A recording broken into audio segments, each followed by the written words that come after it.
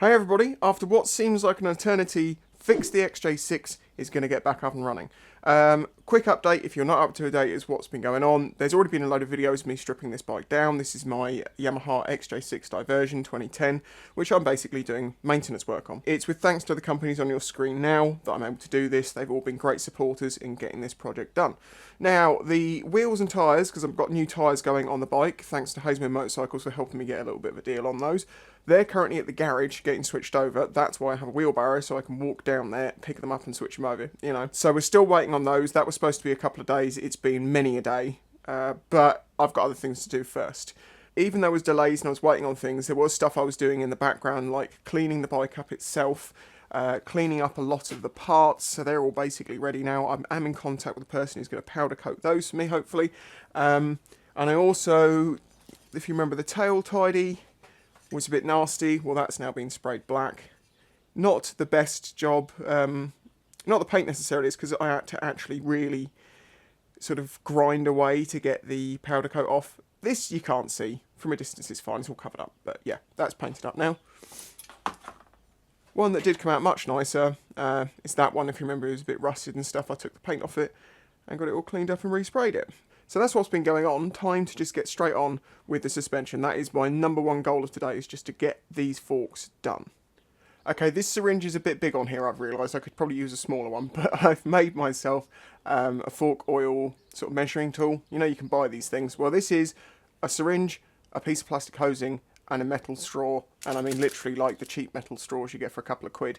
If you buy one of these like this off of eBay, it's like £30 or something. The only difference is they've got a little disc that locks in place. Don't worry about that now. So I've never done standard forks before. I've only ever done upside downs, but I had a little look into it. I found an exploded diagram of how they go together, and I'm like, that actually looks pretty reasonable. Doesn't seem too surprising. There may be a tool somewhere in the middle I might need, but I don't know yet. We'll find out. First thing I want to do is just give this a quick clean off, because I know I'm going to have to run the seals up and down this shaft.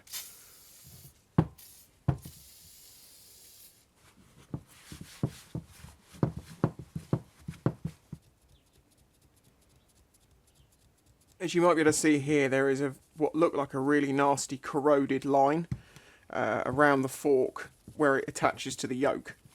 But I actually don't think it's that bad. I'm just using a scouring pad gently with some oil. And this isn't in the working section of the fork. This is the part that goes up and down. This is where it clamps. So there's no worries about if there was any scratches here. The main reason I want to clean this up, as I say, is because I've got to push the seal over this and down it, and I don't want these rough edges to cut the seal and cause it to leak straight away.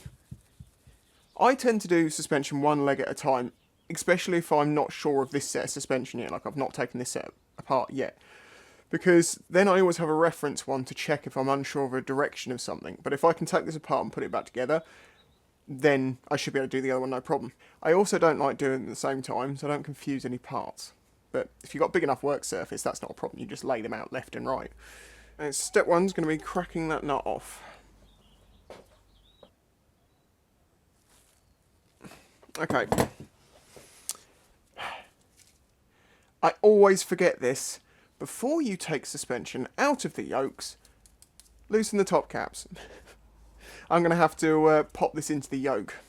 So I've just put the strut back in the yoke, so I've tightened up the bottom one in the same place it normally would be tightened, but I haven't tightened this top one because that will make this harder to undo. These cables are also going to make it go. I'm going to get an extension. Okay, loosen.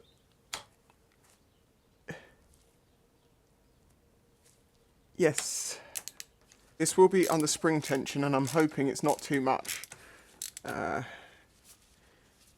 But I'm being prepared. Safety squint fully engaged.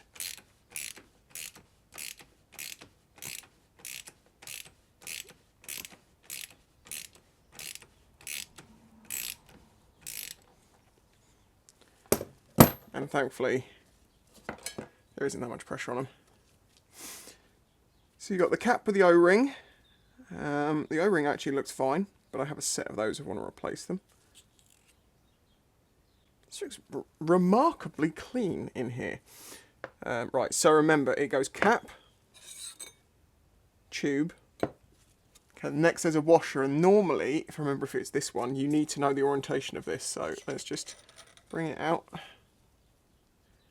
The top one is slightly rounded, but it is sharp edge down. I was expecting gunge, oh, it's not a good colour, but it's not the worst for possibly, well, I don't know when it was last done. Oh, no, actually, that's pretty bad. It's getting nastier and nastier as it gets down to the stuff at the bottom. And also note that the small gaps are at the top. Oh.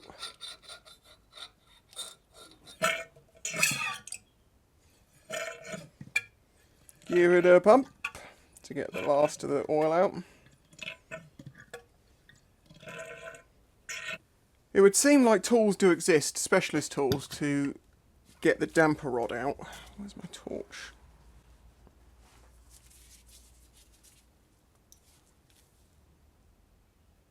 However, that looks round. It doesn't have any distinguishing features. I hope this is going to come out all right. What we need to do now is undo this Allen on the bottom. It's got that kind of held in the wood. I've got to somehow undo this with no leverage.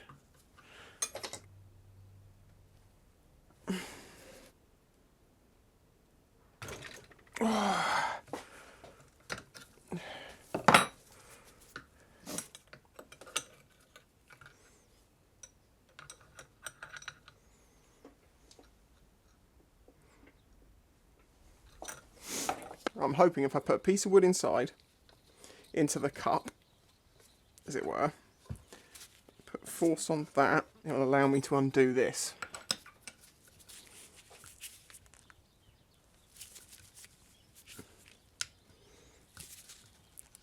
So basically, there is a damper rod in here which can spin, and you have to keep that still and undo that nut. I did mention this earlier on, I thought this might become a problem. Normally, from the ones I've seen, they've got like a hexagonal head in it, and you can shove a piece of wood or something in there just to get it to loosen, and then it's okay. This looks completely round and smooth, so I'm going to have to go and do some research.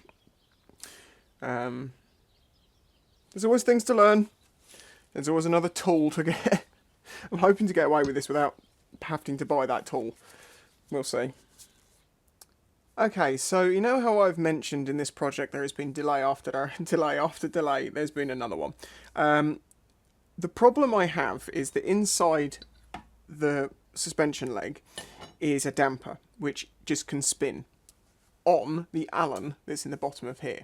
Okay, so when I undo this, I need to somehow hold that. You can get a tool to do that. I don't have one. But this also one, normally they have like a hex head or something, a shape in them that you can actually shove something into. Well, this is completely round, so you have to use like a jam tool. And I don't like the idea of doing that. And when I spoke to Jake and said, have you got a way around this? And he went, yeah, use an impact. Basically put the spring back in and use an electric impact to it off. Well, I don't have an impact gun. I know you've seen me use an air-powered one before now. That wasn't mine, and I actually don't have it anymore. And it's the wrong type for what I need to do.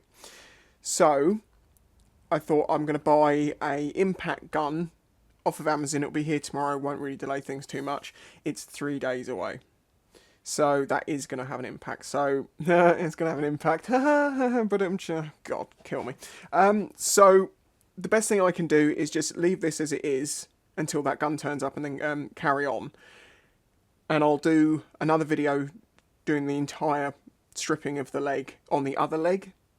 Once I've done this one, once I know I can do it, you know, so it'll make a better video about the suspension.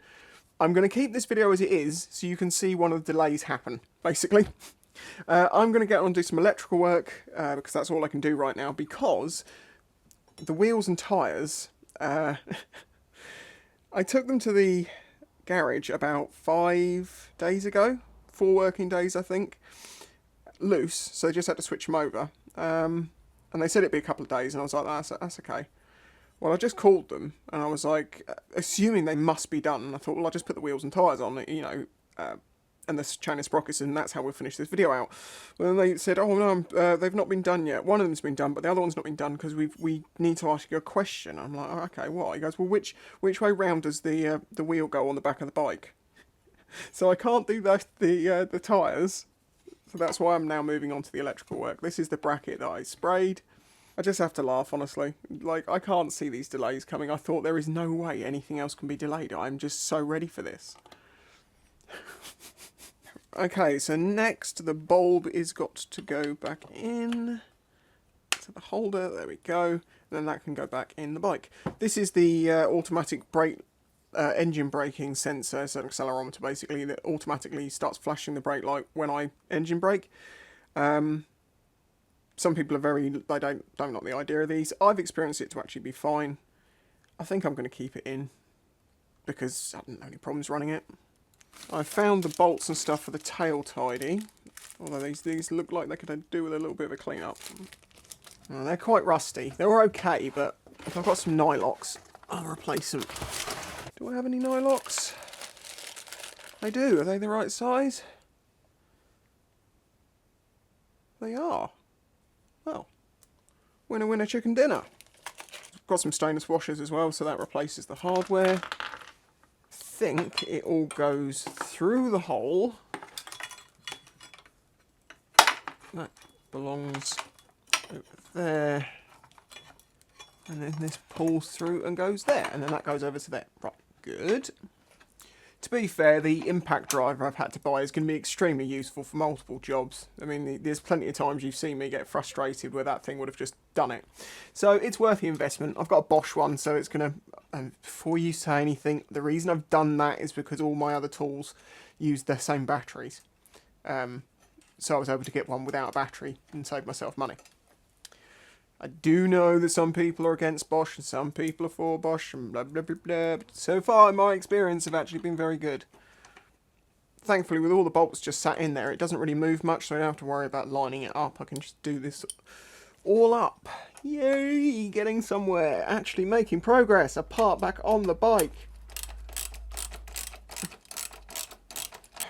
These are the indicators I've got off Amazon, very cheap. I mainly needed long ones, but I wanted to test very cheap indicators and see if they're actually any good. The only thing I've read about these is that because this thread goes into the rubber, when you tighten it up it can pull it out. So I'm going to see if I've got any thin nuts the same size and like glue it on. Okay, we can't do that because this has a non-standard thread pitch which interferes about 5 threads in. Well, there's no way around it. I'm just going to have to use them as they are and just hope for the best. Yeah, these aren't long enough, so I've got options. Either I chop the bullet connectors off the end of those and solder on a longer cable with a bullet connector on the end of that, or I make some little jumper leads. You know, bullet connector to the bullet connector to bridge the gap. If I've got the small enough bullet connectors, I'll do that. Let me see what I've got. Tail light illumination's not on, so maybe these are backwards.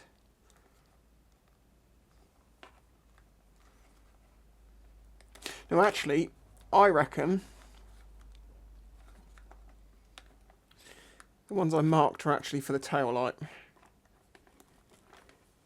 Yes, it is, exactly. Right, that's good. So that's that working.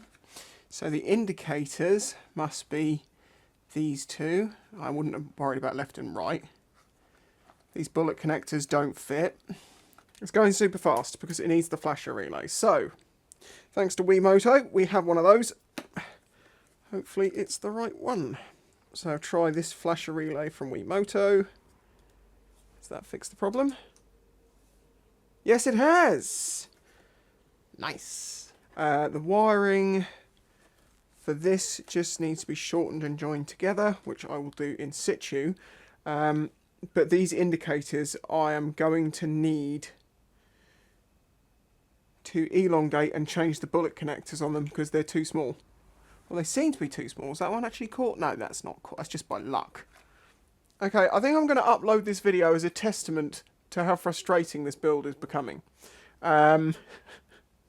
So, that's all working fine, apart from the cables are too short for the indicators. Not a problem. We'll just extend them, right? Well, the bullet connectors on the end of them are too small as well, so I need to change them. So all I need to do is chop those off, solder on a piece of cable, get them the right length, chop, bullet connector, plug in, little extensions, easy peasy. It'll also be inboard of the bike, so I can heat shrink them, and it'll be protected from water anyway, so it'll be fine. Not a problem, not a problem. So all I need is my 2 pieces of red cable and 2 pieces of black cable, which I have here, and 4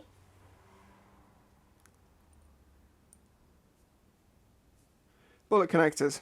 I've only got 3, which means I'm going to have to order some because I can't go and get any, which means it's not going to be here till tomorrow, which means every single angle forward that I thought when I woke up this morning, I was like, yes, we will get that suspension done. If that fails, we will get the wheels. If that fails, we will get that electrical work one by one. Boom, boom, boom.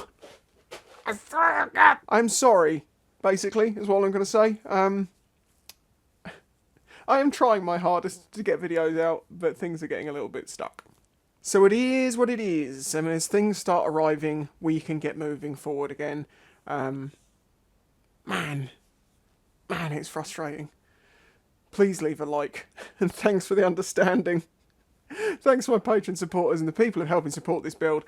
Catch you in the next one. Hopefully very soon, much more progressive and positive.